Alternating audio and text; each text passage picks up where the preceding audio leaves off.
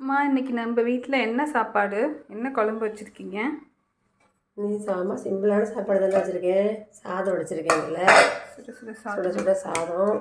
Okay. வத்த குழம்பு வச்சுருக்கேன். கத்தரி வத்தல் போட்டு இந்த மாதிரி மாங்காய் வத்தல், நம்ம வீட்டில் போட்ட மாங்காய் வத்தல். இது நம்ம வீட்டில் போட்டதா? சூப்பராக இருக்குது. ஈரல் துண்டு மாதிரி இருக்குது. ஆமாம். அப்புறம் வந்து கத்திரிக்காய், நம்ம வீட்டு வயலில் விளைஞ்ச கத்திரிக்காய் போட்டு வத்தல் போட்டு வச்சுருக்கோம். வீட்லேயே வத்தல் போட்டு வச்சுருக்கீங்க? எவ்வளோ குலைவாக வந்துருக்கு பாரு. ஆட்டுக்கழுப்பு மாதிரி இருக்குது பார்க்குறதுக்கு. சூப்பராக இருக்கே பார்க்குறதுக்கு. டேஸ்ட்டும் நல்லா இருந்துச்சு. அதே ஒரு உருளைக்கிழங்கு போட்டு வெளஞ்சீரகம் போட்டு வச்சுருக்கோம். மட்டும் சூப்பராக இருக்குது வத்த குழம்பு. ஓகே.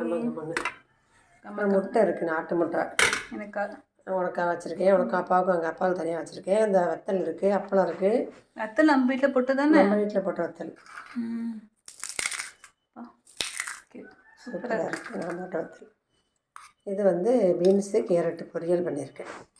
பீன்ஸ் கேரட் பொரியலா? இதுதான் சமையல், நம்ம வீட்டு சமையல் சிம்பிள். தயிர், கொஞ்சம் தயிர் இருக்குது. இந்த கெட்டி தயிர். ஓகே. போட்டு ஊறுகாய் இருக்குமா? நம்ம வீட்டில் பண்ணுவோம். நம்ம வீட்டில் கொஞ்சம் ஊறுகாய் தான், இன்னும் கொஞ்சம் இருக்குன்னா காலியாகல. கிடாரங்காய் ஊறுகாய் சரியாக போனோன்னே போடணும். இப்போ கொஞ்சம் தான் கறியாக போகுது, கொஞ்சம் தான் இருக்குது. ஓகே. திரும்ப போகணும், திரும்ப போட்டுக்கணும். அப்போ போட்டுக்கலாம். சூப்பராக இருக்கும். இந்த சாப்பாடு தான் இன்றைக்கி நம்ம வீட்டில். ஹெல்த்தியான சாப்பாடு தான் இன்றைக்கி. அவ்வளோதான். உங்கள் வீட்டில் என்ன லஞ்ச் மெனுன்னு கமெண்டில் சொல்லுங்கள்.